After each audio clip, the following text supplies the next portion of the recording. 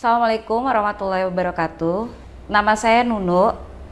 Saya melanjutkan kesaksian dari suami saya, Bapak Heru. Saya latar belakang Muslim. Orang tua saya Ternate Arab dan ibu saya Jawa.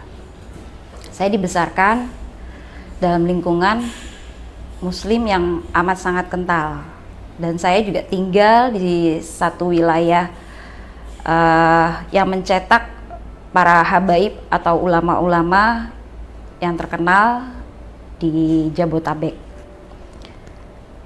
Saya kuliah juga mengikuti organisasi Islam, mengikuti pengajian di kegiatan kampus. Kenapa kok saya bisa mengenal Yesus Kristus? Ada ceritanya yang buat saya benar-benar bertobat. Hidup saya selama ini tuh kosong gitu. Saya melakukan kewajiban saya sebagai seorang muslim, sholat, tadarus, dan ikut pengajian, tapi hati saya kosong. Kita kan diajarkan ketika kita sholat, kita membaca Al-Fatihah. Al-Fatihah itu keutamaan dari setiap ayat yang ada di Al-Quran. Dan ada hadis juga mengatakan bahwa tidak sah sholat seseorang kalau tidak membaca Al-Fatihah. Di dalam Al-Fatihah itu, kalau kita baca, saya akan bacakan sedikit. A'udzubillahi minasyaitonirrajim. Bismillahirrahmanirrahim. Alhamdulillahi rabbil alamin, ar-rahmanirrahim, maliki yaumiddin, iyyaka na'budu wa iyyaka nasta'in, ihdinas siratal mustaqim, siratal ladzina an'amta 'alaihim ghairil maghdubi 'alaihim waladhdallin. Ada satu ayat Al-Fatihah itu yang mengatakan ihdinas siratal mustaqim. Ihdinas siratal mustaqim itu artinya tunjukkanlah kami jalan yang lurus. Setiap sholat, kita melakukan sholat 17 rakaat dalam sehari. Itu selalu kita baca dan gak pernah lepas Al-Fatihah itu. Suatu hari ketika saya melakukan sholat tahajud, saya seperti dalam keadaan sujud itu, saya seperti di hadapan saya itu ada orang besar, tapi saya nggak bisa ngelihat mukanya. Mukanya itu sangat bercahaya. Dia pakai baju putih, seperti ada sorban atau apa yang warnanya merah gitu, dan rambutnya tuh panjang. Tapi kita ngelihat mukanya tuh tidak bisa, menatap wajahnya tuh tidak bisa karena saking bercahayanya gitu. Setiap saya sholat, orang itu selalu muncul di hadapan saya gitu. Entah antara saya di antara dua sujud saya atau ketika saya sujud. Lama-lama saya bingung, ini apa ya gitu. Kalau kita bilang mungkin itu setan, saat kita sholat kita diganggu setan gitu. Tapi saya nggak yakin gitu. Masa sih saya sholat kok tetap diganggu setan?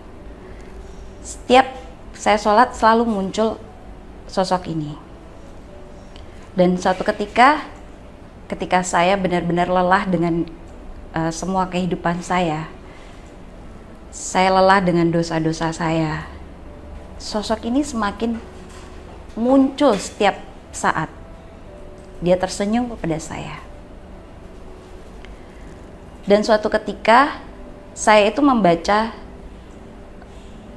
tabloid, dan di situ ada satu doa Bapak kami. Ada ucapan syukur, dan di setiap ucapan syukur itu ada doa Bapak kami. Dan saya membaca doa Bapak kami. Entah kenapa ketika saya membaca doa Bapak kami itu, hati saya benar-benar hancur, hati saya benar-benar sedih, dan saya menangis tanpa sebab ketika saya membaca tabloid itu yang ada doa Bapa Kami. Dalam doa Bapa Kami itu ada satu kalimat yang ampunilah kesalahan kami seperti kami juga mengampuni orang yang bersalah pada kami. Dan janganlah bawa kami dalam pencobaan, tapi lepaskanlah kami daripada yang jahat. Saya merasa hidup saya itu kotor, saya merasa hidup saya itu penuh dengan dosa. Saya berhijab, tapi saya ngelihat kehidupan saya tuh penuh dengan, ya ibaratnya penuh dengan dosa, penuh dengan maksiat ya gitu. Entah saya suka bergibah, entah saya suka keluar masuk bioskop untuk nonton, atau saya nongkrong di kafe. Itu buat saya tuh seperti dosa yang memalukan gitu. Saya baca doa Bapa Kami tuh, saya nggak tahu nangis tanpa sebab gitu. Setelah itu saya menggunting penggalan doa Bapa Kami itu, dan saya tanyakan ke teman saya yang kebetulan dia beda agama dengan saya. Saya tanyakan, kamu tahu nggak ini apa? Ini doa Bapa Kami. Kalau kami orang Kristen harus membaca doa ini gitu.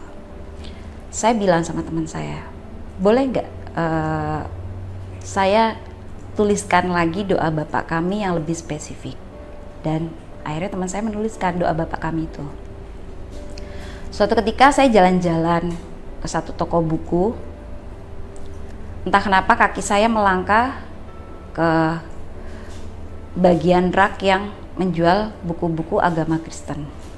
Nah, di situ saya melihat lukisan yang besar, dan di lukisan itu ada sosok yang sering saya temui, menjumpai saya ketika saya sholat, ketika saya sedang merenungkan hidup saya, merenungkan nasib saya.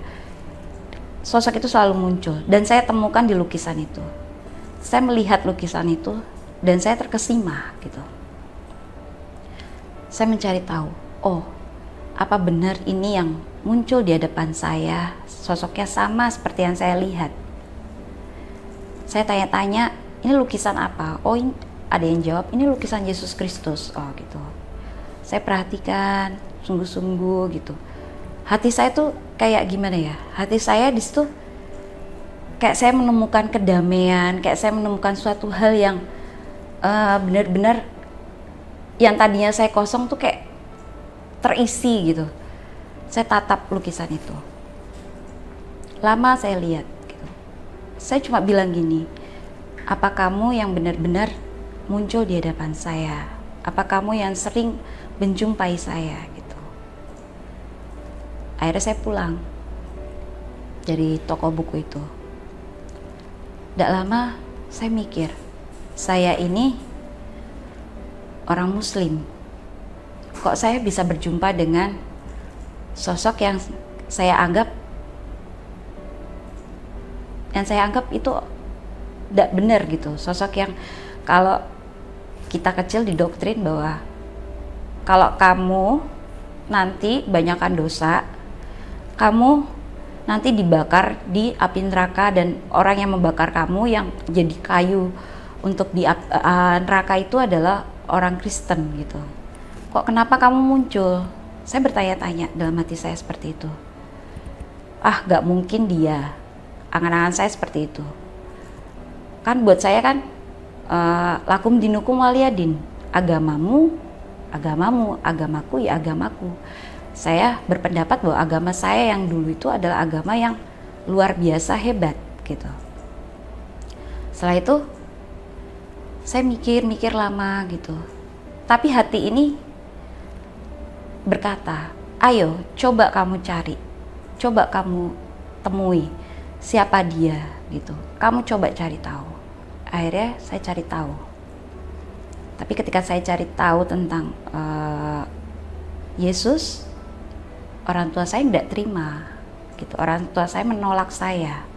Karena apa? Kamu dari kecil, kamu lahir di keluarga Muslim, kamu lahir di lingkungan orang-orang yang ibaratnya orang-orang yang taat, orang-orang yang selalu setiap hari ngaji, setiap hari dalam lingkungan orang-orang yang notabene ustadz, ustazah, habaib, kok kamu bisa mengenal Yesus gitu. Akhirnya terjadi pergumulan antara saya dengan orang tua. Sampai dibilang orang tua saya, mungkin kamu diguna-guna, mungkin kamu kena setan apa gitu. Akhirnya saya cari tahu sendiri, dan terjadilah pergumulan antara orang tua saya dan saya. Dan orang tua saya tidak terima. Orang tua sampai berkata bahwa kalau kamu tetap cari tahu tentang Kristen, mendingan kamu tidak usah tinggal di sini, mendingan kamu pergi. Akhirnya saya memutuskan, saya nggak tenang kalau saya nggak cari tahu tentang sosok ini. Saya nggak tenang kalau saya nggak cari tahu tentang kebenaran. Akhirnya saya pergi. Saya pergi itu juga seperti di dalam hati saya tuh, ayo kamu saya tuntun, ayo kamu ikut saya. Akhirnya saya pergi karena ada konflik juga dengan orang tua. Tibalah saya di suatu kota. Di kota itu saya nggak pernah tahu saya gimana, saya nggak punya saudara, saya nggak punya teman, nggak punya kerabat gitu. Dan akhirnya Tuhan kayak nunjukin jalan-jalannya saya gitu. Kamu harus kesini gitu. Saya ditunjukkan saat, saya ingat banget saat hujan gitu. Saya sendirian di luar, saya kelontang-kelantung. Tapi Tuhan nuntun saya gitu. Saya diturunkan di suatu kota. Dalam perjalanan saya itu, terus kayak ada yang berbisik sama saya gini, coba kamu ikutin orang itu. Akhirnya saya ikutin, ketika di angkot itu saya ikutin orang itu sampai dia naik angkot, terus turun, entah dia mau pulang ke rumahnya, saya ikutin. Saya cuma panggil dia gini, Mbak bisa tolong saya bilang gitu. Terus orang yang nolong saya ini juga rada-rada takut ya, karena mungkin dipikirnya saya, ini orang kenapa gitu, kok tengah malam saat hujan berhentikan saya gitu. Saya cuma bilang gini, Mbak bisa tolong saya? Iya. Mbak orang Kristen, saya bilang gitu. Dan orang ini menjawab, iya saya orang Kristen. Mbak bisa tolong saya untuk mengenal Yesus enggak? Kenapa kok kamu pengen mengenal Yesus? Saya cuma pengen tahu siapa dia. Kenapa kok setiap saya membaca, saya tunjukkan doa Bapak kami yang dulu saya minta buatkan sama teman saya, minta saya tuliskan itu. Saya tunjukkan doa Bapak kami itu. Terus, ya ini adalah ayat di Alkitab doa Bapak kami gitu. Bisa Mbak tuntun saya gitu. Terus akhirnya karena dia iba juga dengan saya, akhirnya saya diajak ke rumahnya dia. Di sana saya ditanya-tanya, terus saya didoakan gitu. Terus saya cerita bahwa ada pergumulan di hati saya yang buat saya nggak tenang gitu. Hidup saya nggak tenang selama ini. Hidup saya tuh kayak kosong gitu. Saya cerita semuanya. Dan akhirnya orang ini membawa saya, gini aja deh, kamu tak tunjukkan orang yang bisa mengajari kamu.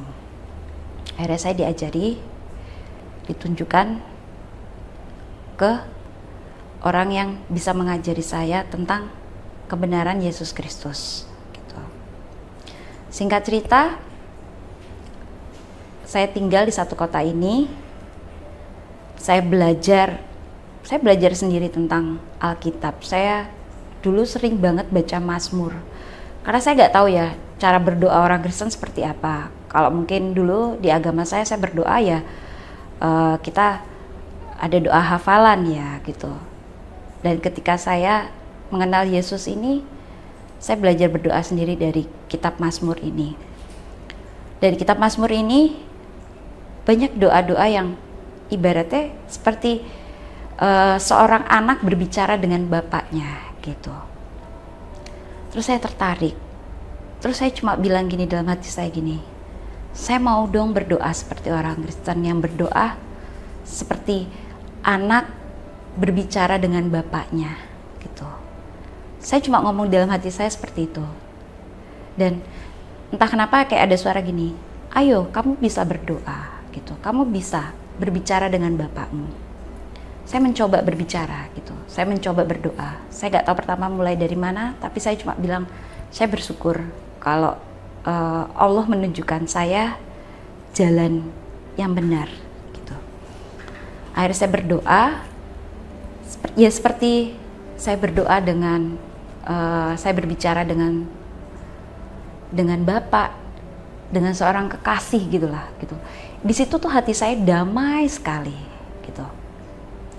Dan akhirnya singkat cerita saya dibimbing, saya diajarkan tentang pengenalan Yesus, pengenalan Alkitab. Singkat cerita saya dibaptis lah gitu. Itu bukan karena paksaan ya, tapi karena keinginan saya sendiri. Ada kedamaian, ada sukacita ketika saya membaca Alkitab. Ada sukacita ketika saya berdoa kepada Tuhan. Dan singkat cerita saya dibaptis dan saya dikirim untuk sekolah misi pelayanan di Surabaya. Ketika saya dikirim ke Surabaya itu, kita kan harus misi ya, keluar dari Jawa. Saya dikirim ke Pulau Sulawesi saat itu. Ketika saya ada malam pengutusan itu, saya terima telepon dari keluarga saya bahwa bilang, kamu pulang, orang tua kamu masuk ICU, orang tua kamu sakit keras gitu. Di hati saya tuh kayak saya memberontak. Keinginan saya tuh saya pengen pulang lihat orang tua saya. Tapi lagi-lagi Tuhan berbicara sama saya begini, bukan kamu yang memilih aku, tapi aku yang memilih kamu gitu. Pergi, Tuhan bilang pergi gitu. Ya secara manusia kok ayat ini seperti kejam sekali ya buat saya gitu. Saya suruh pergi tapi tahu orang tua saya sakit gitu. Terus Tuhan, saya cuma bilang gini, saya nggak tahu Tuhan, saya harus gimana gitu. Tuhan bilang pergi gitu. Ada bagian orang sakit sendiri, orang yang sehat harus pergi gitu. Seperti di dalam hati itu berbicara seperti itu. Terus saya nggak tenang gitu. Akhirnya saya nggak tahu Tuhan, saya pasrah sama Tuhan, saya bilang gitu. Saya buka Alkitab dan di situ ketika saya buka itu Alkitab, ada ayat yang mengatakan di Yohanes 15 ayat 16 bahwa bukan kamu yang memilih aku, tapi aku yang memilih kamu.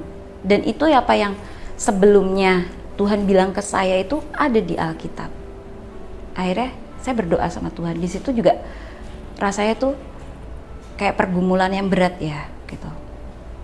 Saya di situ nangis, lagi-lagi nangis yang tanpa sebab, lagi-lagi nangis kayak hati saya tuh kayak hancur banget gitu. Tapi setelah saya memohon ampun sama Tuhan gitu, saya bilang sama Tuhan, Tuhan saya mau nurut sama Tuhan, saya mau diubahkan sama Tuhan, saya mau dibentuk sama Tuhan. Setelah saya ngomong seperti itu sama Tuhan sambil saya ya sujud yang udah mata tuh nggak kelihatan karena saya benar-benar nangis gitu tanpa sebab gitu. Setelah itu hati saya lega gitu. Hati saya lega, terus pikiran saya tuh kayak tenang, pikiran saya tuh kayak damai gitu. Saya bilang sama Tuhan, ya saya akan pergi gitu. Saya akan pergi sesuai Tuhan mau gitu. Tuhan yang tuntun saya, Tuhan yang sertai saya. Jadi saya pergilah. Saya ikut pelayanan misi gitu. Setelah pelayanan misi 3 bulan, saya kembali lagi ke kota Semarang, ke kota yang pertama kali saya belajar tentang Kristen ini. Saya balik lagi ke kota Semarang, dari Surabaya ke Semarang. Di situ saya belajar kembali untuk mengenal Yesus. Ya ada dibimbing, tapi saya juga kayak ngerasa diri saya tuh kayak saya cinta sekali sama Tuhan. Saya cari tahu Tuhan lebih dalam lagi gitu. Dan saya mikir gini, Tuhan, sempat terlintas, Tuhan benar gak sih Tuhan itu benar-benar pengen saya terbuka di jalan Tuhan. Benar-benar pengen saya itu ada di jalan Tuhan. Saya mikir karena saya mungkin orang berdosa, Tuhan tangkap, Tuhan selamatkan saya. Saya sempat mikir seperti itu. Saya bilang sama Tuhan, kalau memang ini jalan saya, untuk saya mengenal Yesus, saya terima. Dan saya mengucap syukur kalau Tuhan menyelamatkan saya dari segala dosa. Saya ingat kembali bahwa setiap saya sholat dulu, kenapa kok saya bisa ketemu dengan Yesus? Mungkin karena saya sering membaca Al-Fatihah itu, di mana ihdinas siratal mustaqim, tunjukkan saya jalan yang lurus, itu tergenapi di Alkitab di Yohanes 14 ayat 6 bahwa akulah jalan kebenaran dan hidup, tidak ada seorang pun yang datang kepada Bapa kalau tidak melalui aku. Tuhan mengatakan bahwa akulah jalan kebenaran dan hidup.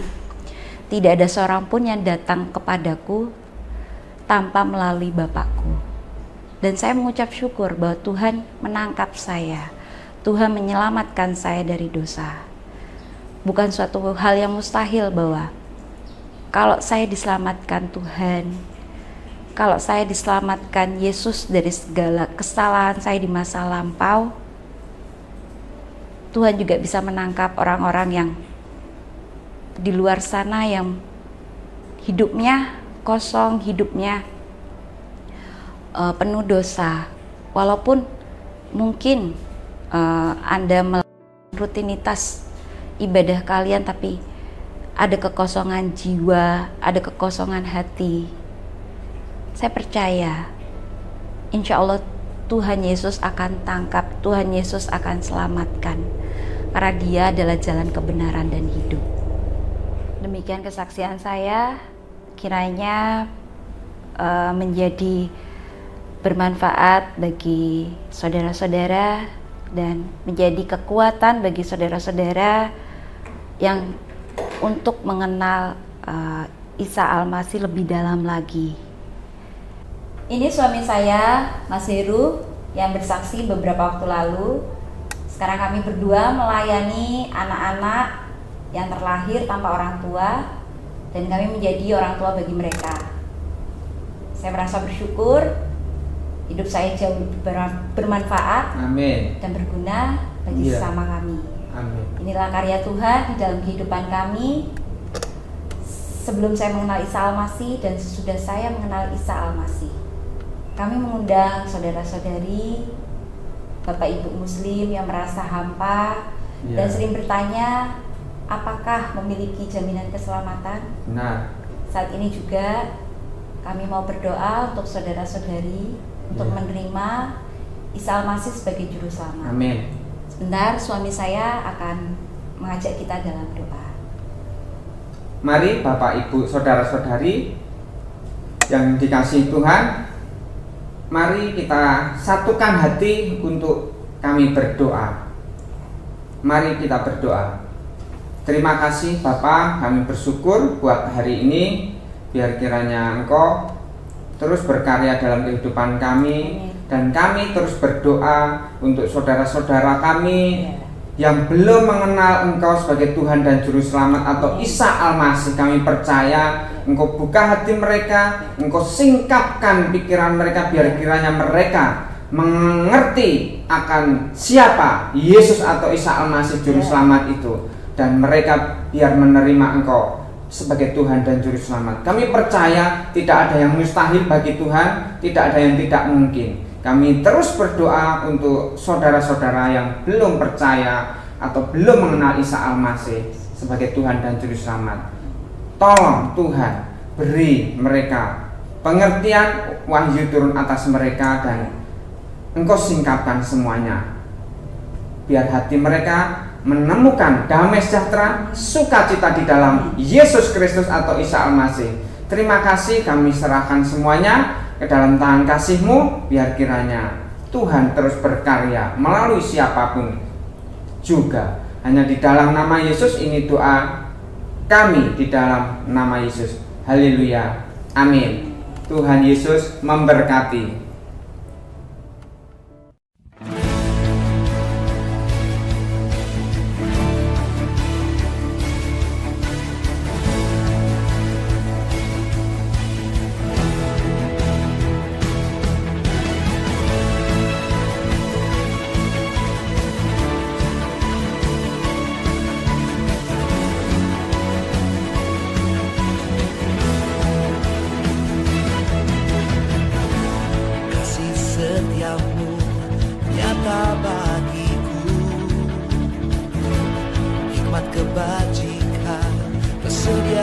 bagiku. Sebab Tuhan sanggup limpahkan segalanya, dan anugerahnya sangat besar bagiku. Aku diberkati, aku dilimpahi, karena Tuhan sanggup untuk menyediakan. Aku diberkati, aku dilimpahi atas sempurna anugerah Tuhan bagiku.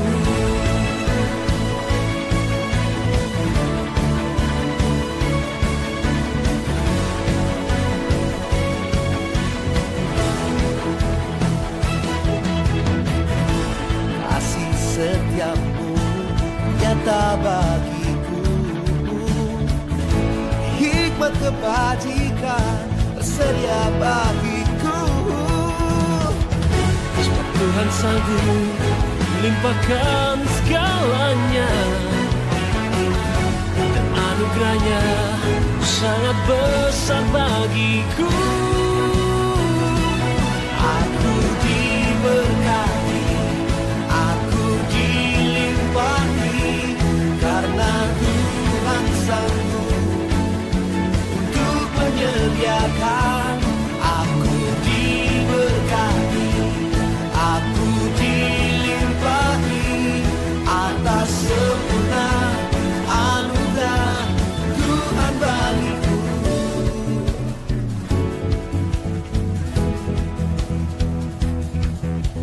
Diberkati, dilimpahi, Sempurnanya anugerahmu selama-lamanya.